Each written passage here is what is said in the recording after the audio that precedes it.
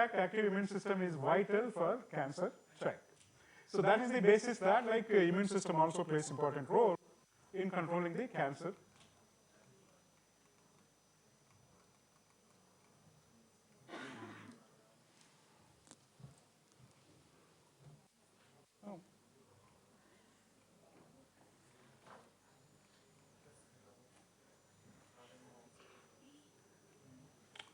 All right. So I'll just, yeah, you're already aware most of these things, kind of I'll be dealing with only adaptive immune, forgetting about, for time being, innate immune system. Okay. So when you're talking about adaptive immune system, what are the important components? Okay. So the lymphocytes, then when you're talking about lymphocytes, B cells, T cells. Okay. So the B cells, the factories for antibodies, for making antibodies, plasma B cells. Okay. So there are plasma B cells and memory B cells. Memory B cells remember the pathogen. So when it comes second time, immediately makes antibody. While plasma B cells immediately makes antibodies for that particular infection at that point of time and try to tackle it. Okay. Then T cells are the important components. Among them, helper T cells and cytotoxic T cells. Helper T cells predominantly works in the context of external pathogens such as bacteria. But killer T cells or cytotoxic T cells, they take care of viral infections as well as cancer cells. That means they also take care of cancer cells. That means the cytotoxic T cells, they literally kills them. Okay. Then antibodies. Anyway, B cells. Then B cells produce antibodies, which kind of tag the antigens derived from the pathogens or cancer cells. Then they try to neutralized by other components of the immune system. Then antigen presenting cells, so they take the pathogen inside. Then we also know that antigen processing pathway, MHC1 and MHC2 for bacterial pathogens, MHC2 pathway, that means CD4 and this one T cells, CD4 T cells and MHC2 pathway. Okay, so they recognize the helper T cells recognize antigen presenting cells presenting antigen. Then they try to kind of gets activated and then activate the B cells. Okay, in that way, these antigen presenting cells are important to show the antigen to the immune components such as T cells. Then major histocompatibility complex, MHC. Okay, so this is also kind of CD4, CD8 and CD4. Okay, these are actually displace the antigens for the other T cells to recognize. Okay. Then cytokines, kind of these are the kind of chemical messengers that will instruct B cells or other cells to kind of make appropriate action. B cells mean to divide into plasma B cells and memory B cells, and the plasma B cells produce antibodies. Memory B cells remain intact and remember the pathogen. Okay. So then complement system, that is the kind of ultimate final step of the all immune activity. That's what we'll want.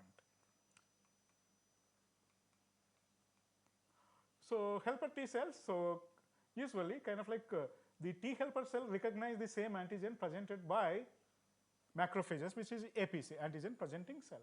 Then it gets activated.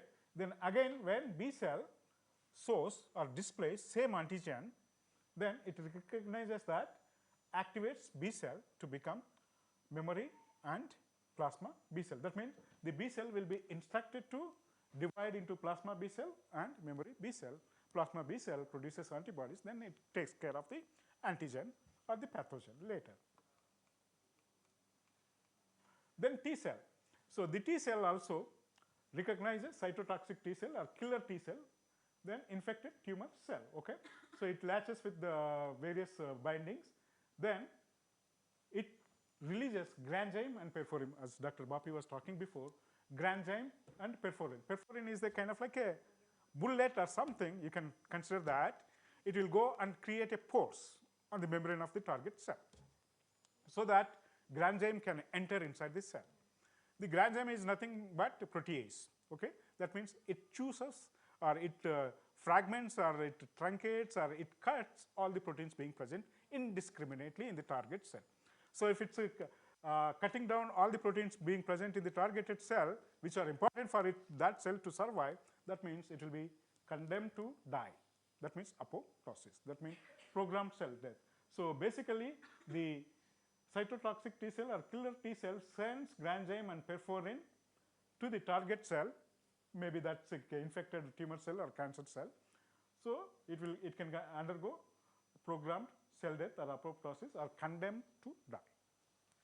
That's the basic mechanism. That's what it happens. So based on that, this is a fundamental knowledge of the immunology that the people are trying to exploit. How can treatments can be devised or designed? Okay. So there are various immune checkpoint inhibitors. Okay. So these are nothing but like some of the molecules that are being expressed on cancer cells as well as immune cells, that is killer T cells. Okay. Say for example, PD1 and PD-L1. PD1 is being present on the cytotoxic or killer cell, killer T cell. Okay. PD-L1 may be present or will be present on the cancer cell. Okay. So the idea is that the cancer cell or immune cells are keep on like policing. That means they go around and look for bad things or bad cells and all. So whenever they come across something, they will try to bind to them. Okay. So in that sense, if cytotoxic T cell binds and also binds to this one, these two make contact, this PD1 and PD-L1. PD-L1 is the ligand. That means it binds to this one, present on killer T cell. Okay. So if they also make contact, it's kind of like a handshake. Okay. Oh, everything is fine. I'm not bad one. So then T cell thinks that, oh, it's normal cell, nothing to do with that. It goes off. Okay. It doesn't kill that.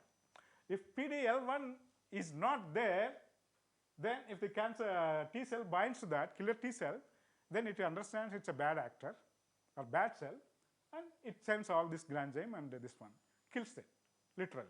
Okay. So when there is a handshake between these two coming from killer T cell and the cancer cell, then nothing happens. Okay. So that means the cancer cell is by intelligently expressing that one, trying to avoid its own killing when the police comes near to that. Okay. So that's what basically in layman terms. Okay. So now people, what they are doing is that they're trying to prevent this interaction, these two binding when they come in contact. Okay. So those are called checkpoint inhibitors. That means they act as a brake so that the T cells can kill this one, the cancer cells. So how does it happen? So say for example, this is tumor cells. So PD1, this is a surface expression protein, surface protein. Okay. It binds to PD-L1. Then there is a kind of like one more the antigen and the T cell receptor. So these also binds. So if this happens, nothing happens. If these two binding happens, so it's a kind of like a handshake. But if you are preventing this binding by creating anti-PD1, that means you design a molecule, drug, that goes and binds to that. So making, that means it cannot bind to anything now. Okay. So depriving opportunity for binding this. So now this T cell recognizes that one as a tumor cell, then sends granzyme and perforin so that it will be killed. So that is the kind of like active research that is going on. So they found that like anti-PD-L1 or anti-PD-1 inhibitors, they designed that, there were clinical trials also, and it seemed to be very effective. Okay. So it's predominantly found for most of this kind of like liquid cancer, which seems to be the kind of like this strategy of drugs are very effective. Okay. Then there is a CAR T cell therapy. That means chimeric antigen receptor. Because T cells, T receptors are the ones that goes and binds and recognize the cells. Then after that, it makes a decision whether it's a good one or bad one. So if it's a bad one, then it will kill them. Okay. So that's what the strategy that they are going to use here.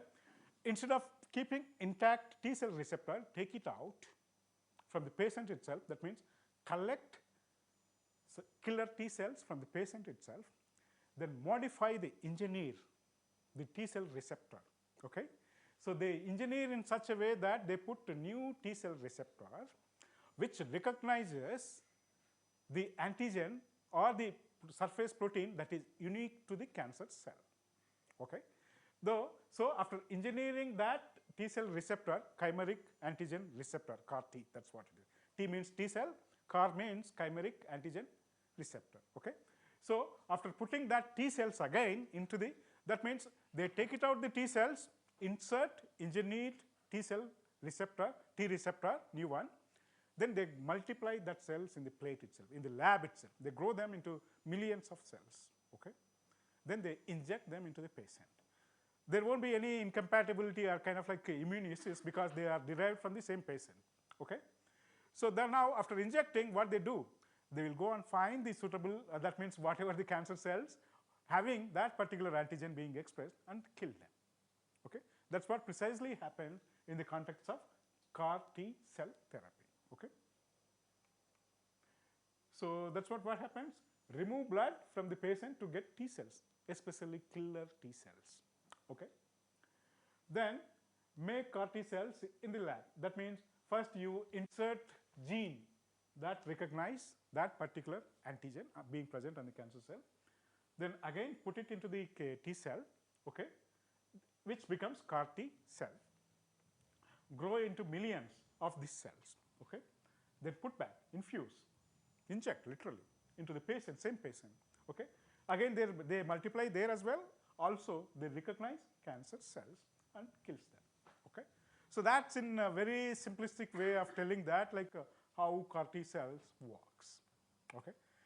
Although it looks very nice, attractive and everything, it costs really a bomb.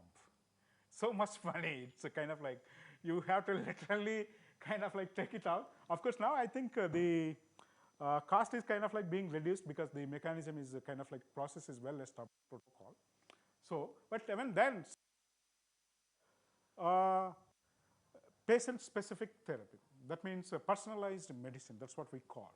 That means for each patient, you are deriving a drug, medicine to treat. That means the CAR T cells designed for you may not work for somebody else.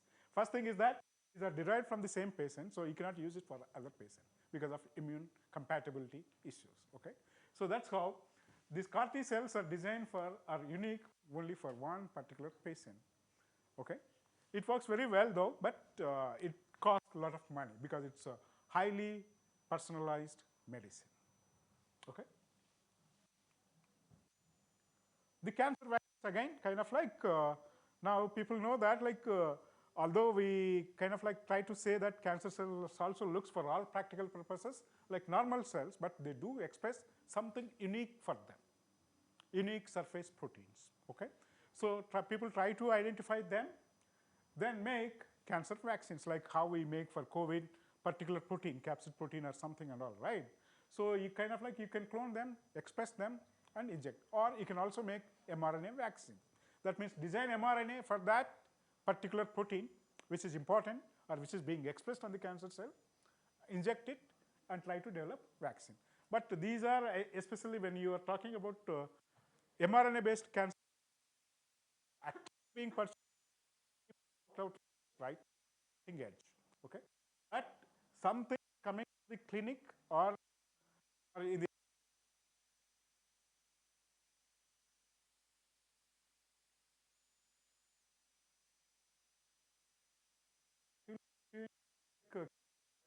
mRNA based vaccines done for cancer. Probably they become okay. So, but there are some already available cancer vaccines are available. Say, for example, cell for prostate cancer. That's kind of like well worked out, and the people are also using. Then some personalized neo-antigen vaccines, which I talk about it. The monoclonal antibodies. These are actually when you're talking about therapy for cancer. This is one already worked out thing. Say, for example, triple HER2 breast cancer, HER2-enriched cancer. There, that protein is highly expressed monoclonal antibody that is trastuzumab. Okay, that's available, so that if you inject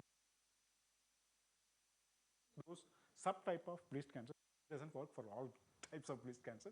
One major subtype of breast cancer where precise targeted therapy is available. Okay, that's actually one of the major breakthrough. I'm not sure if it's been awarded Nobel Prize, but it's a very deserving candidate. Then cytokine therapy also being used for some of them, but not so effective, or I don't know whether it's really successful, and there are some instances, maybe possibly. Then even oncolytic viruses are also being tried. So the neoantigens, again, it's a very personalized medicine. That means even some people say it's well established that the cancer that you get is completely different from the cancer. Of course, although it's the same type. You are getting liver cancer. Your liver cancer is completely different from my liver cancer or somebody else's liver cancer. Okay, you cannot kind of like use same medicine to treat it effectively. Okay, in that context, these neoantigens are coming into the picture. That means each individual patient or that patient cancer cells exhibit particular type of antigens. That means proteins that undergo specific mutations. Okay, so what you do is that if that patient has to be developed treatment based on neoantigens, you collect that patient samples cancer cells, sequence them, all of them. That means like next generation sequencing or third generation sequencing, that next generation basically. So you sequence entire genome and try to find which proteins got mutated and which are being expressed in that patient. When you find that like a series of mutations or series of proteins, these are unique only for that patient, then you design antibodies for that. Okay, so that means it costs so much amount of money, few crores. Nobody can afford it. Only very rich people. But the thing is that like there is some sort of solution. Maybe over the period of time, it could be made affordable. We don't know. But people are trying this one. This is also one of the very cutting edge research area are actively being pursued to develop anti-cancer therapies for most of the cancers that is being tried, neoantigens. Thinking that like each individual patient has his own particular type of antigens for that cancer. Okay. So anyway, these two CAR T cells and neoantigens comes as personalized therapy. That means each individual patient gets its own drug, basically. So the personalized neoantigen vaccines created based on tumor DNA sequence designed for that patient. They will not be useful for any other patient, only for that patient. Okay? So neoantigen specific T cell therapies, that means CAR T cells. Basically, you take out that own patient cells and engineer them, inject them, and try to kill the cancer cells. Okay? But that's what, as I said, kind of like there are many, again, kind of like they are not foolproof. You think that they are very specific, but we don't know, kind of like they have many these kind of side effects as well, possible or anticipated, or some of them are proven that they may. And also that these personalized medicines are proven to be very good for treating or developing medicine for liquid cancers. The solid cancers, they are not shown to be very effective so far, because the solid cancer is an impact tight chunk of tissue. The penetration is the major important thing for any kind of treatment, right? The target should be accessible. If it's deeply buried inside somewhere, what is the point in kind of like sending something which cannot reach this one?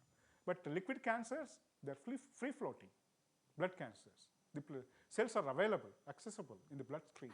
So the drug that you design to target them can easily go and find them and target them. But when it comes to solid cancers, that it's that one major issue. Although you have the means and ways to develop particular type of therapy or treatments or drugs, but sending them to the correct place is a big problem. Okay. So again, not all patients do respond, delayed response. And again, as I said, that like tumor cells are so intelligent. I don't know why they are so intelligent or something, but they always become resistant over the period of time, though they may not respond. So that's it. Yeah. Any questions to ask? No questions. Did I make it clear?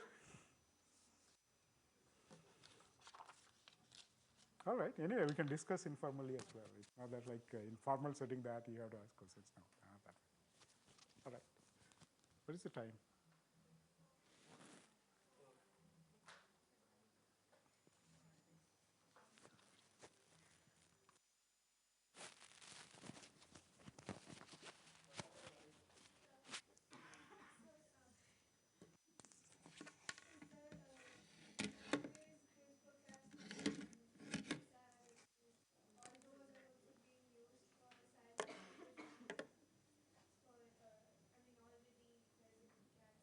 CRISPR-Cas9, yes, you can go, but thing is that how to penetrate them to all affected humans. All this, there are millions of studies.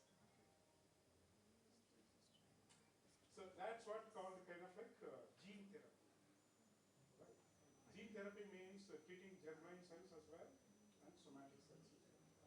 So setting them that like kind of like to all the affected cells. That is the big task. It's possible that like it may be effective, but it may not be